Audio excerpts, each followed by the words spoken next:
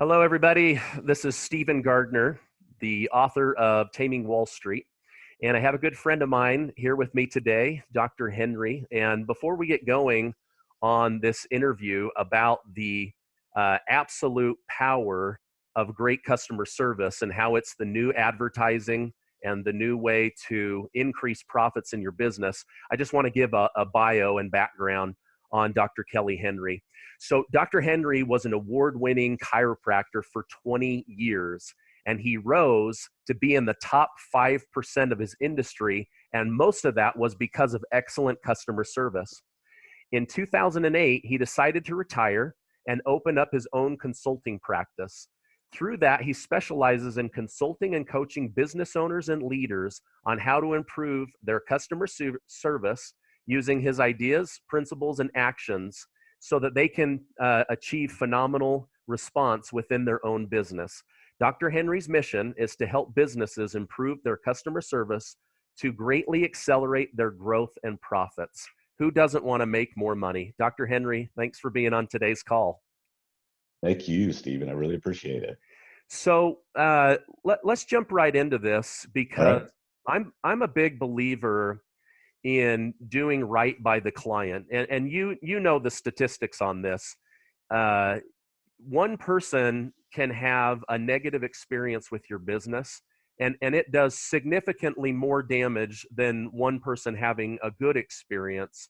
So let's make sure that we definitely address that. But why, in your opinion, is customer service so important? Well, a lot of it is what you just said there. The negative impact a bad experience will have is far greater than a lot of times the positive impact. And you can flip that coin by having great customer service. But great customer service can ultimately be your clearest distinction from your competitors. That's really what I preach and what I teach, and really my goal for my clients is to help them to gain that distinctive advantage by having great customer service. Every industry, every business has competition. You can only lower your prices so much to drive in customers, clients, patients, whatever industry you're in, whatever you want to call your particular person that's doing business with. Well, when you have great customer service, you don't have to lower your prices. In fact, people will pay a premium to come see you because of how you make them feel. And really, that's the ultimate premise of great customer service is you are making your customers feel valued, important, liked, wanted, and people are attracted to that. They want that because they don't get a whole lot of that in their lives, unfortunately. Here and there, and some lives are better, obviously. But overall, it's few and far between, unfortunately. When people frequent a business and they feel like they're top notch, that they're important, that the business feels like, hey, we are here to do whatever we can to make you happy. People are attracted to that. They want to stay with that, and they're going to tell others to come experience that. And that's the importance of customer service.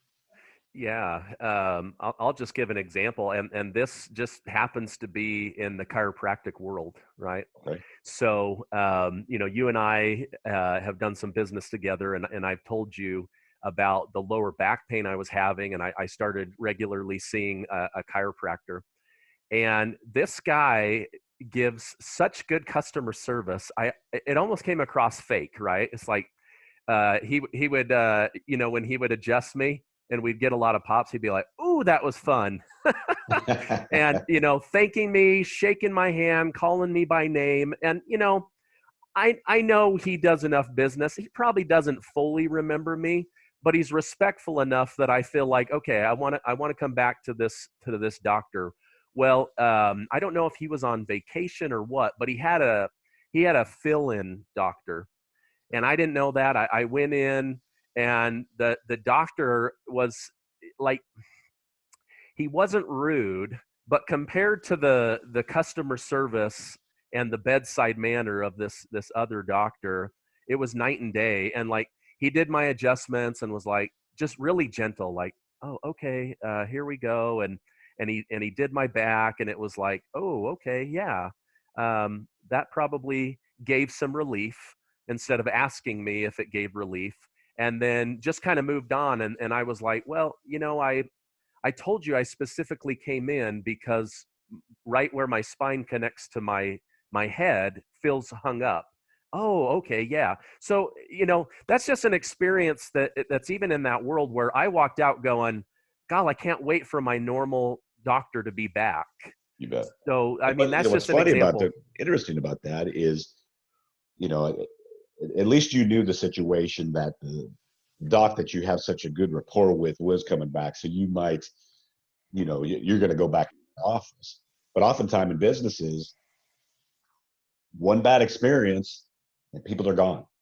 They're not Yeah, going to I give would them a not go second back to opportunity. that. So I would not go back exactly. to that doctor. And the statistic is, it takes 12 good experiences to make up for one bad experience. Well, the issue with that is you may not get an additional 12 experiences to make up the difference. That's how critical it can be. That one bad experience, people, the statistics on that is really 50 to 65% of people, they're going to be gone and go to your competitor. Yeah, I mean, like I think about like the restaurant world, right? You and Exactly. everybody has a restaurant that they like, but it's not like okay, I'm sitting in my office right now, I'm starting to have a craving for Mexican food. It's not like I can taste the Mexican food in my mouth right now, right? But I remember whether it was good or bad, but I 100% remember if somebody treated me well. Exactly. I maybe I can't taste the tamale flavor or whatever, but I know if the guy or gal at the cash register was a jerk. I remember that.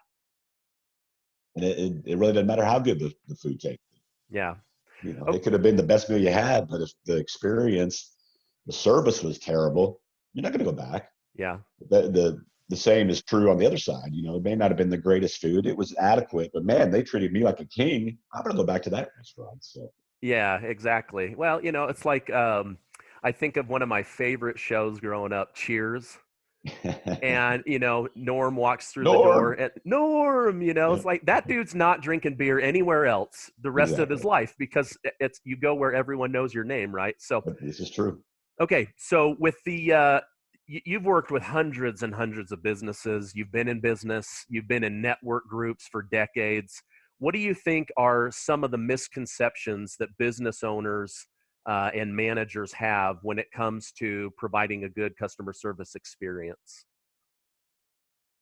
Well, there's several, but the biggest one that I find continually, and the studies and the statistics back this up, is that every business owner, higher level manager, they think they have great customer service.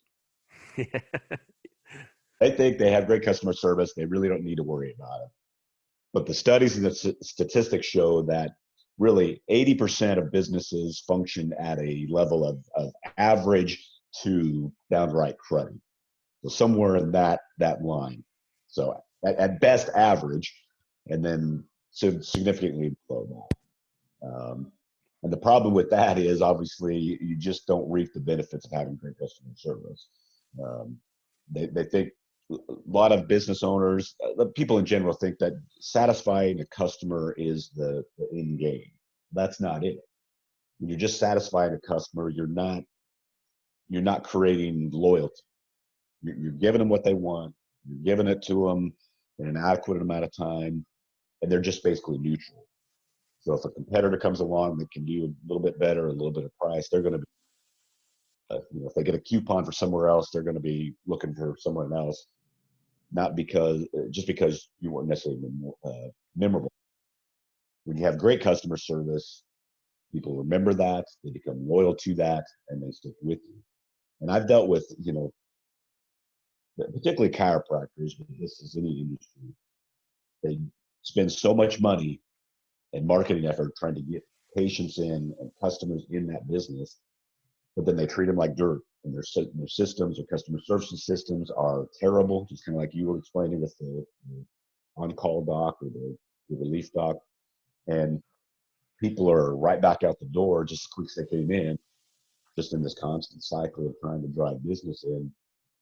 instead of trying to give a great experience to keep those customers or those patients in their business. So getting back to my original point, the misconception is everybody has great customer service, or they think they do, and so they don't need to deal with it or focus on it or do anything to improve it.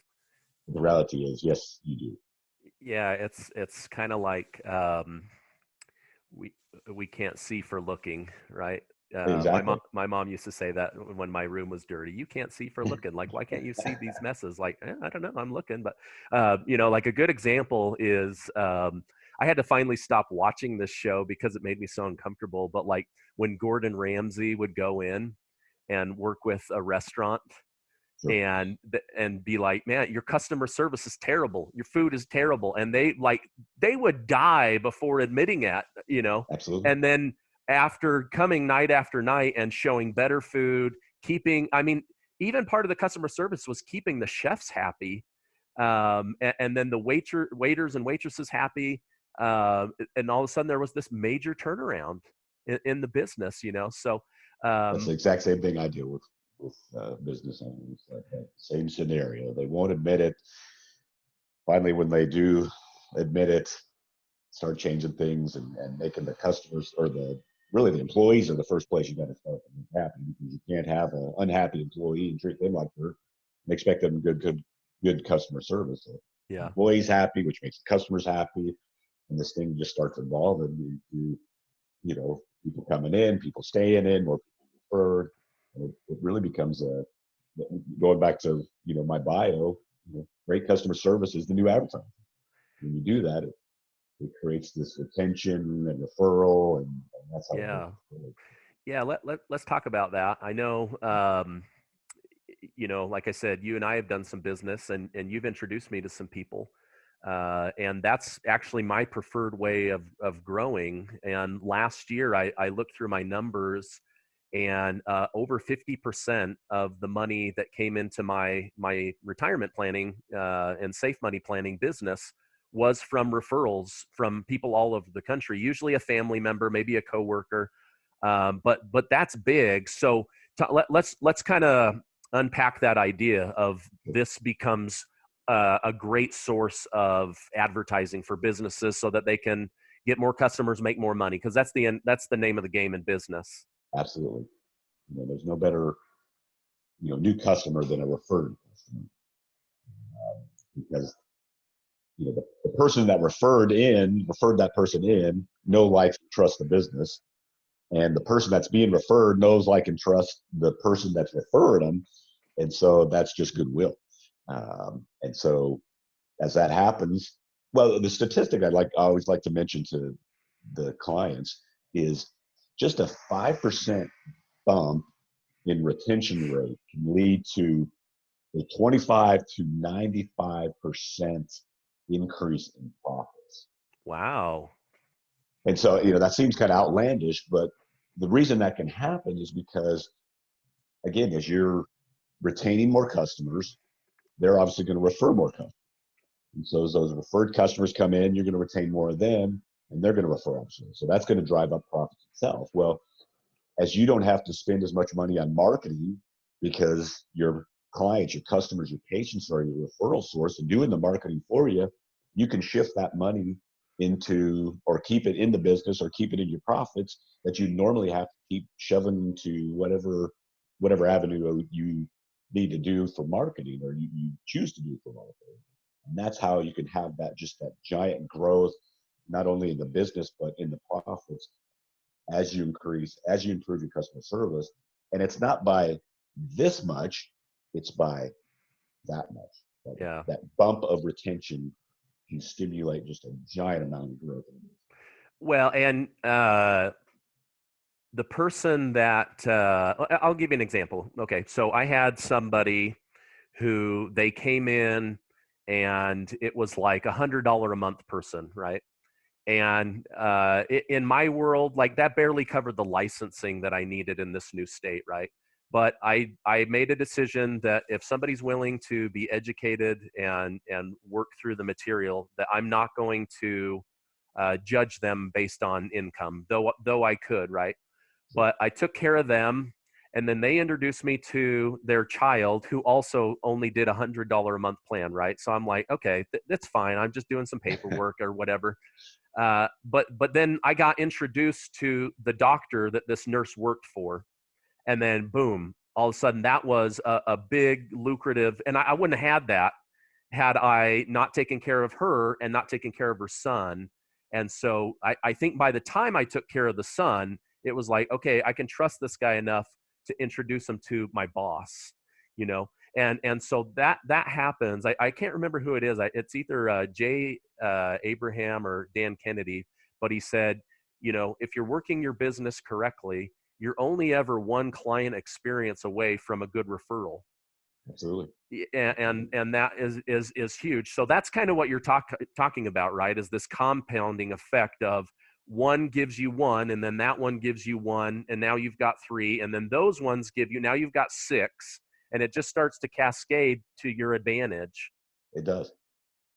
Absolutely. So that's a great example, but that's exactly what happens. It just cascades into your advantage. So Yeah. instead of playing out, being on this hamster wheel of, you know, money into marketing to drive people in that you only keep for, one transaction or one adjustment or whatever industry, and they're out the door, you're going to keep marketing.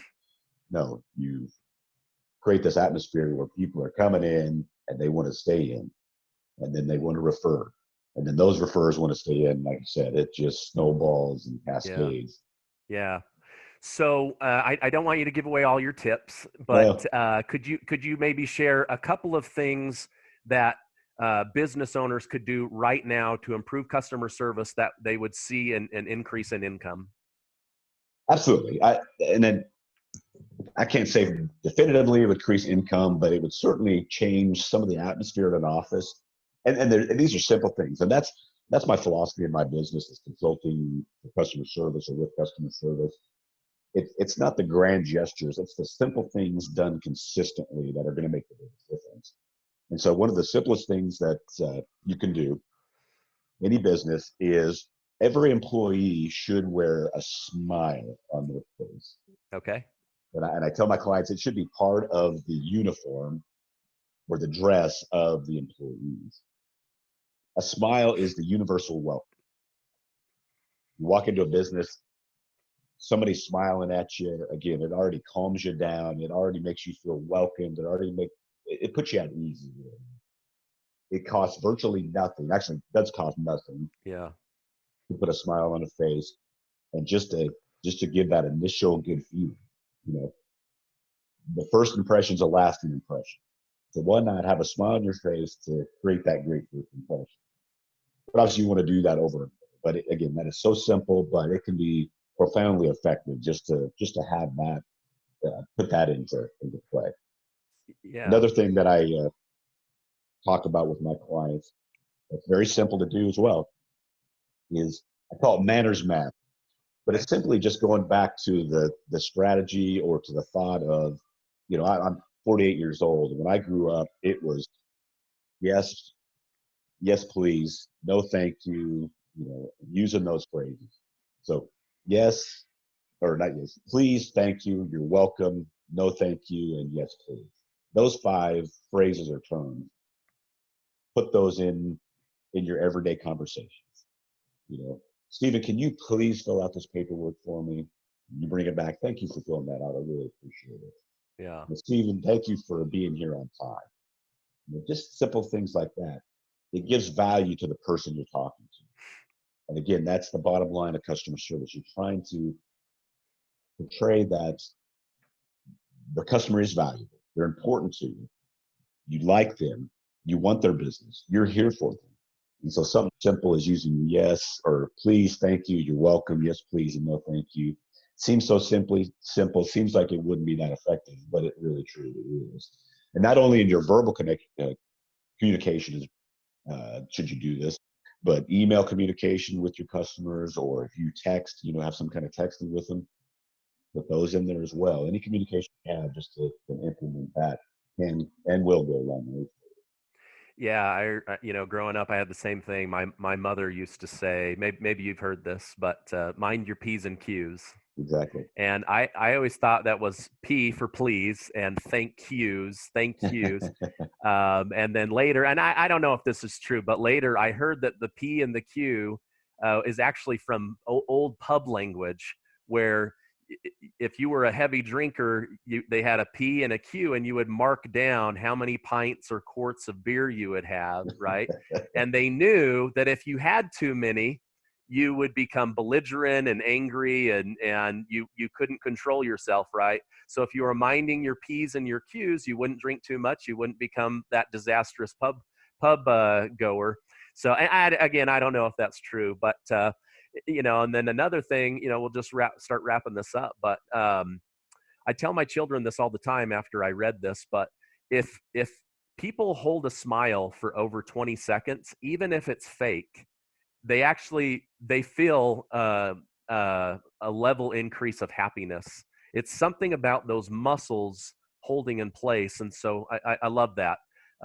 There's a connection in our bodies that's the physiological to the psychological. And I used to tell my staff all the time, they'd come in, it was Monday morning, they didn't necessarily want to be there, they weren't necessarily happy, maybe they're having some issues in their family. And I understand that. But we're here for the customers when we open this door. And so let's not wait to be happy to smile. Let's put a smile on our face to make ourselves happy. Yeah. And it works. You hold that smile, you act happy. All of a sudden you're like, I still have some problems back at home, but I'm feeling better psychologically because I have put on my happy physiology, so to speak. So, yeah. Yeah. I think I read that Chick-fil-A is the most money per square foot in the fast food industry, even more than McDonald's, which McDonald's is significantly bigger. But part of their uniform and conduct is they smile and they say, "My pleasure." Exactly. And, What's unique about Chick-fil-A too is, that statistic is, they're not open on Sunday.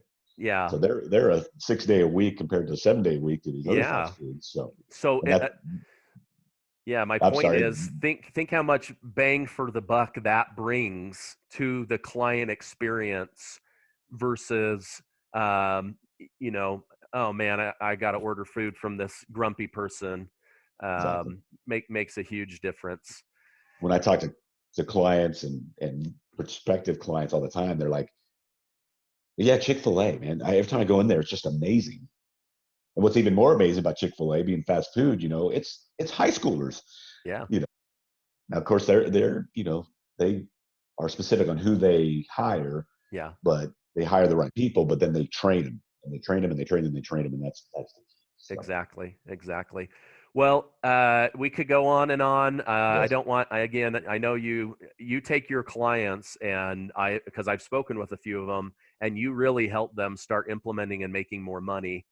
If somebody wanted to get in contact with you, what's the best way to reach you? by email, drkellyhenry@gmail.com. My website is going through a little bit of a transition right now. So it is drkellyhenry.com, and you can schedule some time with me. So you can go there, although that's going to be up in the air here for the next couple of weeks. I'm revamping it. Okay. Or you can call me directly. I'll be more than happy to talk to somebody directly. I have no qualms about that. I'd love to talk with you about what I can do and help you with. And my number is 575-706-3304. Great. Hey, I really appreciate you being on today. We it took a couple of weeks to get both of our schedules lined up, but I know that the people that watch this, they're wanting to take their business to the next level, whether it's an online business or a consulting firm or a brick and mortar or a doctor's office, whatever it is. Even if you're an online business, politeness through email makes a big difference. All areas of business can improve by improving your systems and the way that you treat people. So I Absolutely. appreciate you coming on. If anyone And wants to, oh, go ahead. no, I'm sorry, just real quick. There's no neutral in business. So Yeah, either you're making a statement for the good, or you're making a statement for the bad. There's just no neutral. So you really have to be aware of that and concentrate on what's good and what's going to help that perception for your customer. yeah. And one question people could ask is, if I went through my own system, how would I feel or what would I improve? Make yourself be a third party and stand back. And because I've said this so many times, so many business owners get busy working in their business that they forget to work on their business. Exactly. And so step back, take notice, go through your own systems, whatever they are, and just ask yourself, how can I make this better? Absolutely. Well, if anybody wants to get in touch with Dr. Henry, please reach out. Great guy to work with. If anyone wants to learn more about what I do, I'm Stephen Gardner, author of Taming Wall Street. You can reach me at yourbridgeplan.com. Otherwise, thank you, Dr. Henry, for being on with us today. And Steven's a great guy too to work with. So Oh, get in touch thank with you. him. All right. Hey, thank you. Have a good rest of your day. You too. Appreciate it, Steven. Thanks a lot, man.